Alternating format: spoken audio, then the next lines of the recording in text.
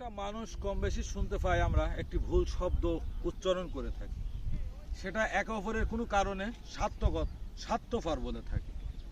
আসলে স্বার্থপরটা এই পৃথিবীতে যত মানুষ প্রাণী জন্মগ্রহণ করেছে সবাই স্বার্থপর। স্বার্থপর বাদে এই পৃথিবীতে কেউ মানুষ ভবিষ্যতেও ছিল না, বর্তমানও নেই, অতীতও থাকবে না। আমি এখন এখানে দাঁড়িয়ে আছি, সামান্য গাটা চুলকালে এটা আমার সার্থকতা। স্বার্থবাদে কোনো মানুষ হতে পারে না, কিন্তু আমরা আবেগের মোহ হেতে প্রত্যেকবার বলে থাকি, একে অপরের দোষ দেওয়ার চেষ্টা করি যে আমাকে স্বার্থপর আমার ক্ষতি করেছে। আসলে স্বার্থপর আপনও নাই, আপনিও ক্ষতিগ্রস্ত হতেন না তার কাছ থেকে, কারণ আপনিও কিছু প্রাপ্ত বা আশা করেছিলেন, সে দিনই তখনই আপনার কাছে সেই মানুষটি, আপনার ভালো লাগা ভালোবাসার মানুষটি খারাপ হয়ে গেছে, অর্থাৎ আপনি নিজেই স্বার্থপর।